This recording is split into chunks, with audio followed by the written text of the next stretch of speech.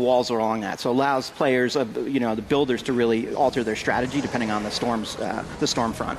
I really love the art direction in this game. It's me too. Almost, yeah. It's almost slapstick at times, especially with these sort of like 1950s cartoon bubbles popping up everywhere. How did you guys sort of land on the art style?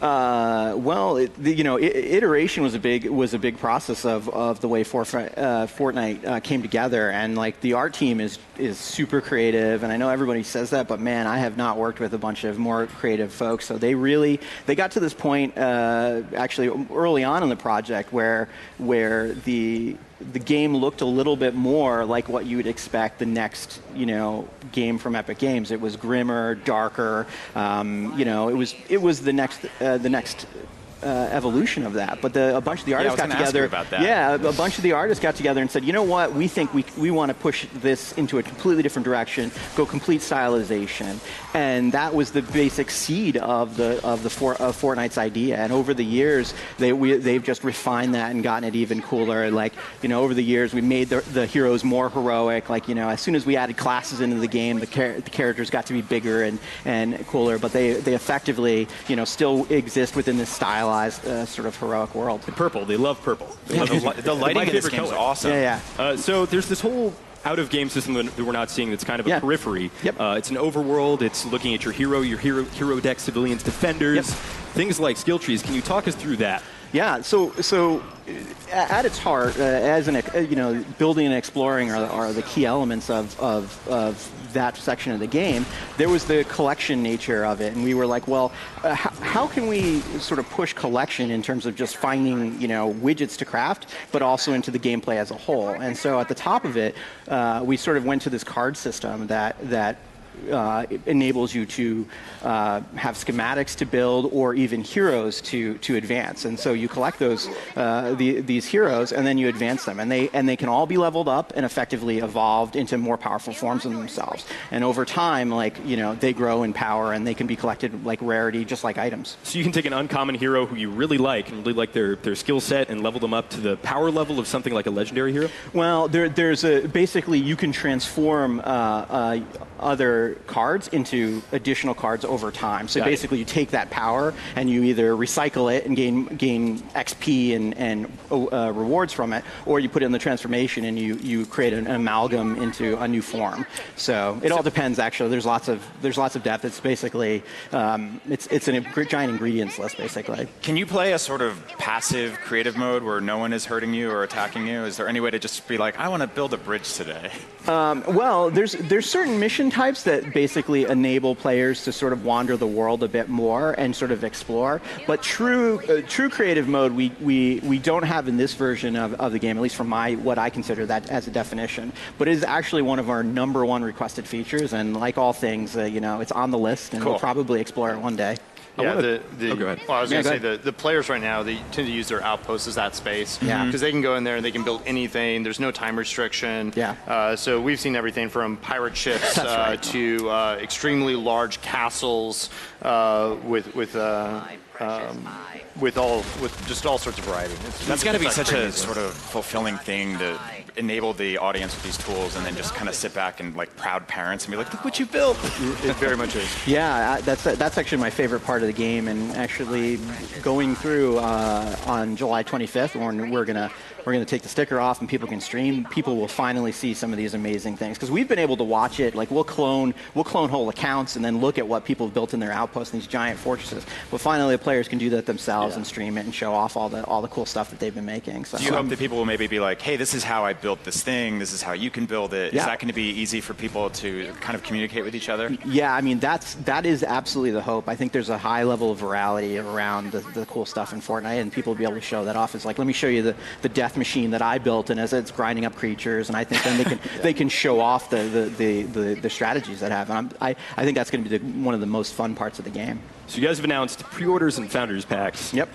But talk to me about the overall monetization. Will this game at its heart be free to play, or do you need to purchase Because I know there's this kind of aesthetic Yep. monetization system and similar to like an Overwatch loot box scenario. Yeah, our ultimate goal, like straight up, and I want to make sure that everybody knows, is like we made a free-to-play game, and sometime in 2018 it's going to go free, without a doubt. But we wanted to offer the ability to get in on the Founders year this year, and we're going to do lots of cool stuff for people who want to get in. I mean, I am constantly hit up for people to like, hey, I want to get into your game. How do I get in? All the time. And finally, we're just like, you know what? We'll just let people in, and then when we're ready to change over into true free to play, we will. But this year allows people to sort of get in, and if they want to hang out until 2018 when we open the doors for everybody, that's actually cool too. And I assume that enables some cool post-launch content. Yeah, It strikes me as a game that is very much a service. You're playing with your friends, playing the new expansion, whatever that may be. Do you have any idea what that will look like?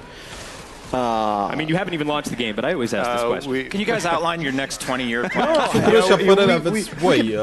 We could talk about maybe Dacă the vă next place, 3 dacă months. ați jucat jocul ăsta, mie mi se pare interesant. What we're really excited about is right at launch, bringing some events online încerci să that allows faci, players știu, to actually interact o with the world in new defensivă ways that foarte marfă even the players that are sau, currently in our online tests cred haven't că seen e yet. interesant.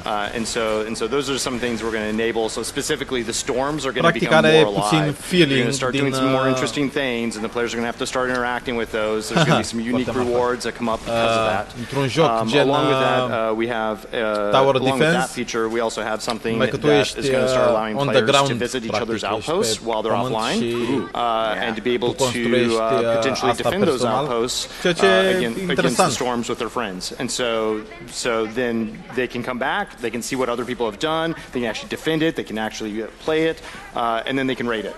And then you'll be able to come back in, and your outpost will be defended, and you'll be able to see some of the cool things that happened while they're defending, and then be able to get some rewards on the other side of that. Very cool.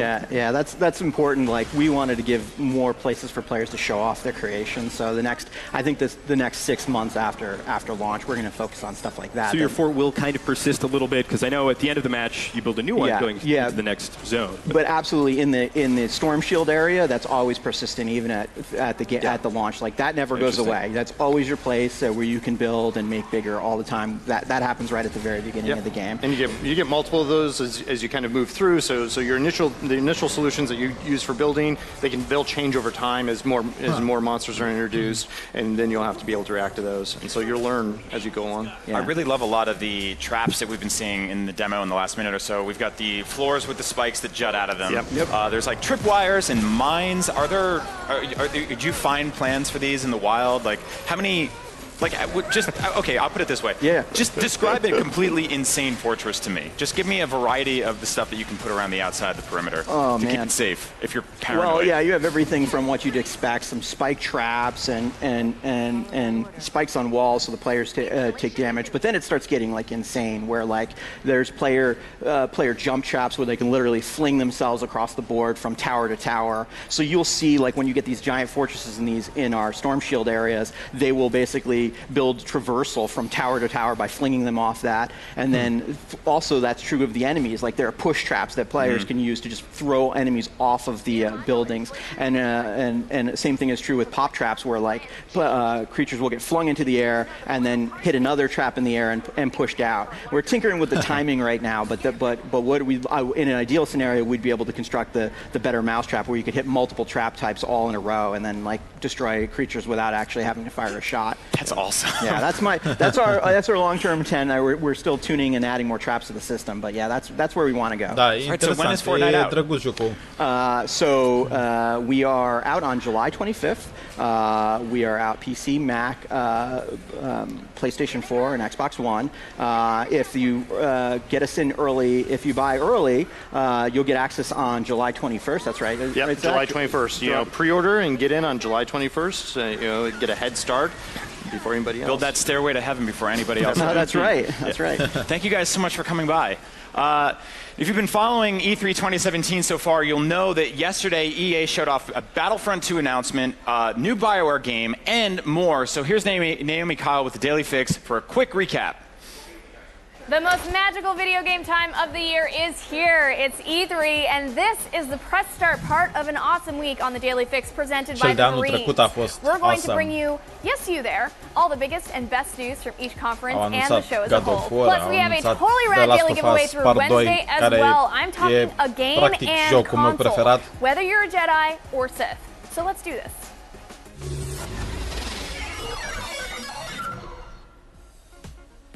Whoa, man. For the first time in Battlefield history, women will be playable characters in Battlefield 1's expansion called In the Name of the Tsar. About dang time! On top of that, the DLC will feature 6 new maps, as well as additional vehicles and weapons. Oh, and the night is dark and full of Battlefield 1 this summer, as 2 new night maps are coming to the shooter too. Pew pew pew! Madden 18 wants you to have clear eyes and full hearts this year. What appears to be inspired by Friday Night Lights, the new long shot campaign mode in the football game focuses on a young player trying to make it to the NFL. It's up to you whether he does, but no matter what, we can all enjoy Moonlight and Luke Cage actor Mahershala Ali because he's in the game. Super dig it. It Takes Two in the new game from Brothers creator Josef Fares. No, I'm not talking about the Olsen twins. You see, A Way Out is a co-op adventure game following 2 inmates named Leo and Vincent as they try to escape from prison. The catch is, you must play the game with a buddy through split screen or online. There's no way out of it. Mass Effect and Dragon Age developer BioWare has a brand new franchise, and I couldn't be more freaking excited. Called Anthem, the game world apparently has a wall that protects people from scary stuff. Think more monsters than White Walkers, but all Anthem got was a brief tease because more will be unveiled at Microsoft's presser tomorrow at 1. Need for Speed Payback? More like EA's Need for Fast and Furious. The E3 demo for the racing game showed off a mission called Highway Heist, and man, it looked like a scene ripped straight out of the film franchise. But hey, I'm not gonna complain unless the game won't shut up about family and let me drive. Free Star Wars Battlefront 2 DLC will be. That's right, EA's avoiding the dark side of the Force to provide add-on content at no additional cost. First up will be Finn and Captain Phasma's heroes, along with new planet Crate and a space map above the planet Dakar. There's also a new multiplayer trailer for the sequel showcasing a battle on Naboo. But sadly, no Jar Jar. I'm so sad. Now this is the giveaway you're looking for. Thanks to the Marines, we're giving away a game and console of your choice. That's right, Xbox One, Xbox One S, PlayStation 4, PS4 Slim, or even PS4 Pro. All you have to do to enter is fill out the form in the link on the screen here or in the video's description, where you'll also find official rules for the giveaway. No Jedi mind tricks to it. And that's your Daily Fix for June 10th. Now that you're all caught up on EA's E3 press conference, be sure to stick with us here at IGN for all of your live coverage of E3 2017. I'm Naomi Kyle. Don't forget to download the official and upgraded IGN app. And remember, you can get your fix anytime online at IGN. Da. Aia, ce s-a întâmplat ieri.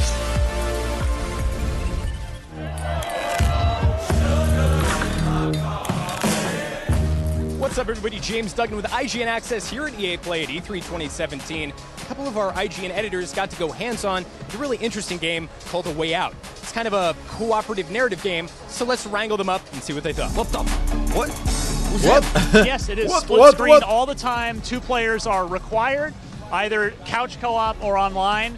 And you can always see what the other person is doing. You absolutely have to have somebody you trust on this. Like, I think that's a really cool part. You want someone you can work with and will agree on. And I think the moments when you disagree are going to be really fun. It's always in a dynamic split screen. Sometimes it'll be 3/4 one side and 1/4 the other, half and half other times. It adds a real cinematic flair to the game from what I can see. The pace and the transitioning is really awesome. The creator actually has a filmmaking background, which I'm like super into when filmmakers make games. You see it, like these techniques come through and everything from like the pacing to the transitions. Vincent and Leo are now in the laundry room. Your goal is to smuggle sheets using a laundry cart. I love the idea of these 2 characters. Obviously, they escape prison together, so they have some form of bond, but they don't seem to like each other. They seem to be very dissonant with their personalities and like how they like to handle things. Like one person's like, let's not cause a scene, we need to lay low. Tervine o interacțiune mai apropiată între tine și coechipierul tău. What he said. It's pitch black. We need a light. Screw it. I'll go first. I'm really curious to see where the story goes. The on-stage demo that we saw really hinted at and a real sort of potentially emotional tale of these guys. You aren't supposed to play this game swapping characters with the person you're playing with. Apparently, playing through this, you're going to get so attached to the character that you're playing that you're only going to feel connected to them, which I think is a really interesting concept. The people who are actually playing have to kind of discuss this, like, the choice that they're going to make, and you can kind of put yourself into the shoes of the characters themselves. Ne apare un joculeț drăguț de jucat cu un prieten în co-op. One thing I saw was this is while the bank robbery is happening, one player gets put in a chokehold by someone who's in the back of the gas station, and if the other player doesn't get there quick enough, it's going to be game over. So the idea that you constantly have to be aware of your surroundings as well as your friends' surroundings in order to get through the game seems really cool to me. There seems to be a lot of thought put into every moment, every decision that happens in the game, and that's the kind of thing I really want to see how it plays out over the course of the entire thing. So that's what our editorial team thought of A Way Out. For more on A Way Out and all things E3 2017, keep it right here on IGN.